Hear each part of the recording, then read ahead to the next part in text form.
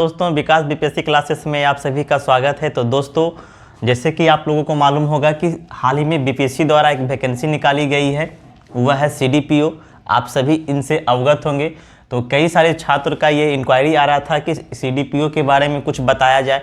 तो आज हम उसी इंक्वायरी को लेकर के सीडीपीओ के बारे में कुछ बताने जा रहे हैं आप लोगों को कि किस तरीके से इनमें कौन कौन से सिलेबस को शामिल किया गया है, इसमें ऑप्शनल सब्जेक्ट कौन कौन से हैं और इसके लिए तैयारी कैसे करनी होगी। तो आइए आज हम देखते हैं सीडीपीओ के बारे में। तो दोस्तों सीडीपीओ की यदि हम बात करें तो बीपीएससी द्वारा ये वैकेंसी निकाली गई है, जिसमें कि टोटल सीट जो है यानी कुल वैकेंसी 55 है, यानी कि 55 है। इसमें से आपको 35% जो है वो महिलाओं के लिए आरक्षित किया गया है। तो इस तरीके से आप वैकेंसी के डिटेल्स डाउनलोड करके भी देख सकते हैं कि इनकी अंतिम तिथि कब है, कब से ऑनलाइन फॉर्म प्रारंभ होने वाला है। संभवतः 5 तारीख से इसकी फॉर्म ऑनलाइन स्टार्ट हो जाएगी। तो चलिए अब हम देखते हैं कि सीडीपीओ की जो तैयारी की जाएगी वह किस फॉर्म में की जाएगी, इनके लिए क्या क्या पढ़ना होगा, ऑप्शनल सब्जेक्ट में क्या लेना होगा।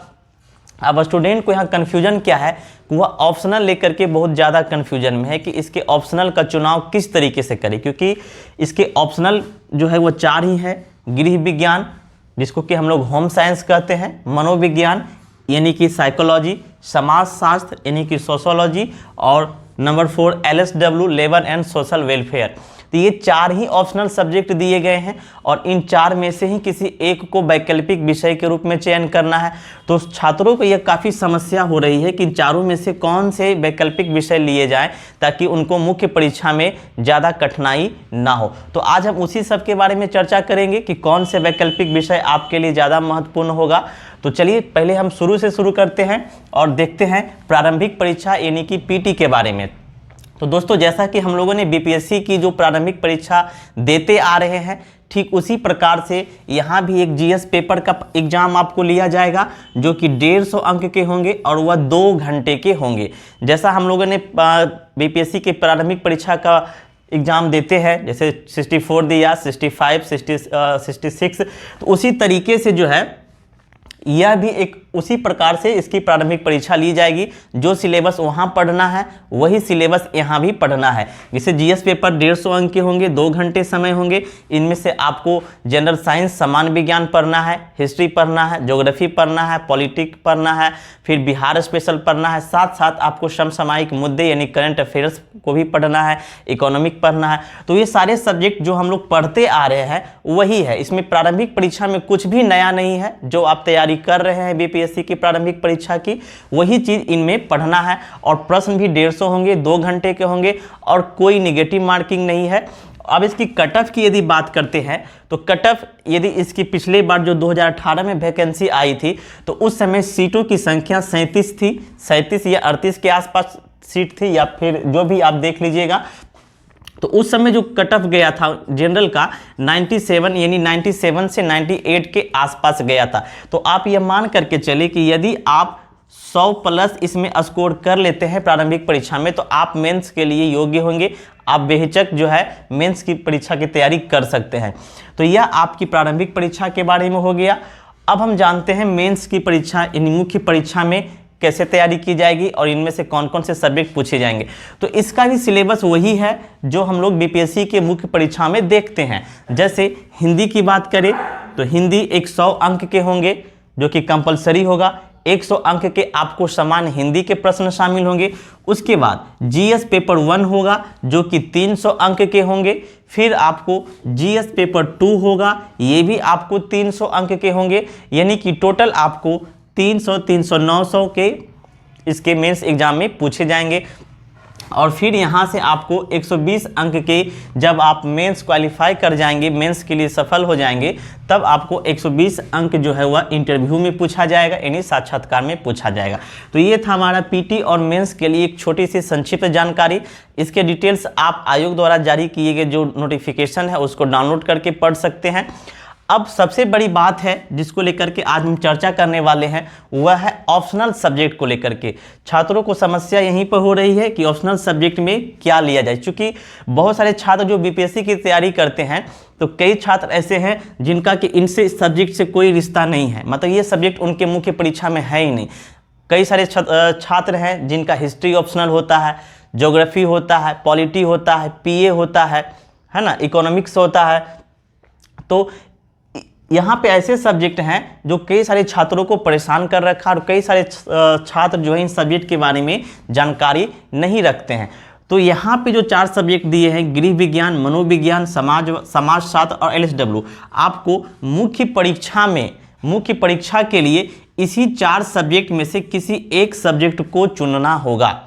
और जो सब्जेक्ट आप सेलेक्ट करेंगे अपने फॉर्म में, वह सब्जेक्ट बाद में किसी भी कारण से परिवर्तित नहीं किया जाएगा। यानी फॉर्म में आप इन चारों में से जो भी ऑप्शनल को सबमिट कीजिएगा, जो भी ऑप्शनल आप सेलेक्ट कीजिएगा, वह आपका मान्य होगा और उसे आप कभी भी परिवर्तित नहीं कर पाएंगे।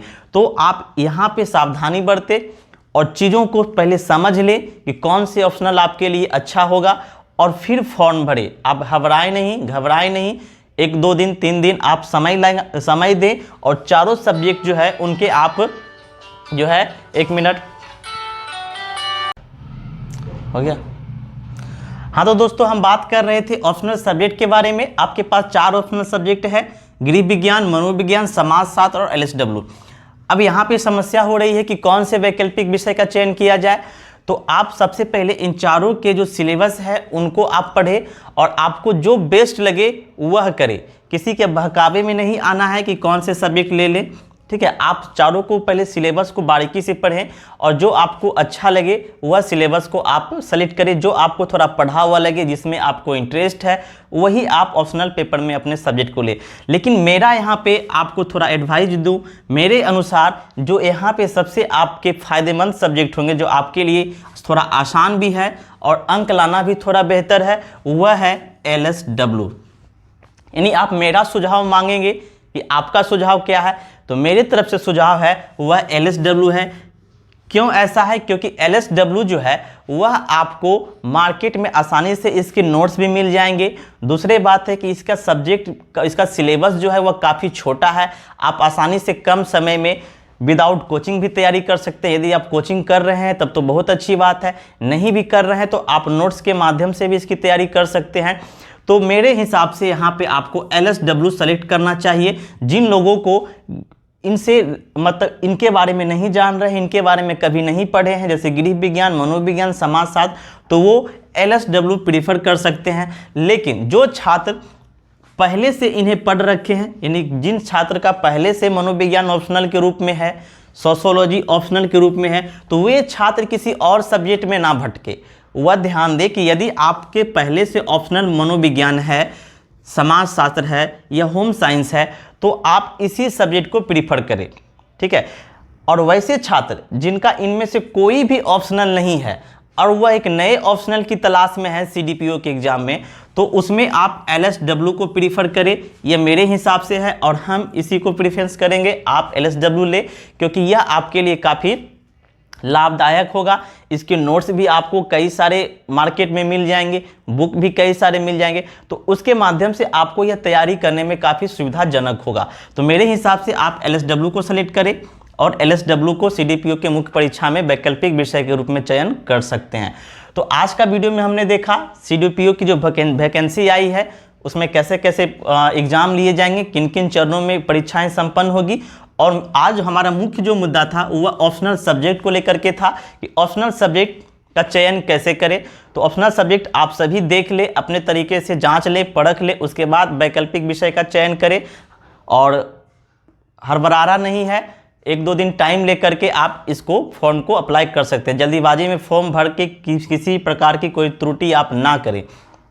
सारी चीज़ों को अच्छे से समझ लें, इसके नोटिफिकेशन को अच्छे तरीके से पढ़ ले, सिलेबस का गहन अध्ययन कर ले, उसके बाद आप फॉर्म अप्लाई करें और एक वैकल्पिक विषय के रूप में चयन करें। क्योंकि इसके बाद आपको वैकल्पिक विषय चेंज करने का कोई भी जो है साधन उपलब्ध नहीं होगा। आप किसी भी कीमत पर जो वैकल्पिक विषय लिए हैं वह आगे चलकर आप परिवर्तन नहीं कर सकते हैं। इसलिए यहाँ पे आपको काफ़ी बारीकी से ध्यान देना होगा कि आप ऑप्शनल को सब्जेक्ट कौन सा ले, ठीक है। तो आज हमने आपको बताया कि एलएसडब्ल्यू आपको ऑप्शनल सब्जेक्ट लेना है। जिन छात्रों को इन सब विषयों में रुचि नहीं है या फिर इन सब विषयों से अनजान है, इन सब विषयों को नहीं पढ़े हैं, तो वह एलएसडब्ल्यू की ओर रुख कर सकते हैं और एलएसडब्ल्यू को अपना वैकल्पिक विषय बना सकते हैं। अगला वीडियो में हम लोग एलएसडब्ल्यू के पूरे डिटेल्स को जानेंगे कि एलएसडब्ल्यू में क्या क्या पढ़ना है मुख्य परीक्षा के दृष्टिकोण से, कितने पार्ट में उसको भाग करके पढ़ेंगे, कौन कौन से एक्ट पढ़ना है, ठीक है। तो ये सारी डिटेल्स हम आपको एलएसडब्ल्यू के बारे में बताएंगे, उनके संपूर्ण सिलेबस की हम लोग चर्चा करेंगे और फिर धीरे धीरे जैसे जैसे समय आएगा हम आपको एलएसडब्ल्यू की जानकारी देते जाएंगे और आपकी तैयारी मेरे ख्याल से इस एलएसडब्ल्यू के जरिए अच्छा होगा। तो आप एलएसडब्ल्यू ले सकते हैं और फिर आप प्रारंभिक परीक्षा मुख्य परीक्षा की तैयारी साथ में लेकर के करें क्योंकि समय बहुत कम है। लगभग पीटी के लिए आपको 3 से 2.5 से 3 महीने का समय है। मेंस जैसे ही प्रारंभिक परीक्षा होगा तो मेंस के लिए भी आप 3 महीने मान करके चले। ऐसा अगर 2018 की वैकेंसी आप पर गौर करें तो 2018 में जो है 1 साल के अंदर, यानी 2018 में यह वैकेंसी आई थी और 2019 में यानी कि 1 साल के अंदर ये सारी प्रक्रियाओं को करा लिया गया था। तो आप मान करके चले कि 1 साल के अंदर आपको ये सारे प्रोसेस करवा लिए जाएंगे। तो आप समझ लीजिए कि 3 महीना आपके पीटी के लिए समय है और 3 महीने आपको मेंस के लिए दिए जाएंगे और 3 महीना आपको इंटरव्यू के लिए दिए जाएंगे। तो कुल मिलाकर के आपको 1 साल इस प्रक्रिया से गुजरना होगा, जिसकी तैयारी आपको और आराम से ही करनी होगी, अभी से ही करनी होगी। तो आप चीज़ों को परख ले, बढ़िया अच्छे तरीके से जान ले, उसके बाद फॉर्म अप्लाई करें। फिर मिलते हैं हम अगले वीडियो में एलएसडब्ल्यू के विशेष चर्चा के साथ कि उसमें क्या क्या पढ़ना है और वो आपके लिए कैसे बेनिफिट होगा, कैसे अधिक अंक प्राप्त कर सकते हैं, कौन सेक्शन को पढ़ना है, कौन से सेक्शन को नहीं पढ़ना है। तो ये सारी चीज़ हम चर्चा करेंगे नेक्स्ट वीडियो में। तब तक के लिए धन्यवाद।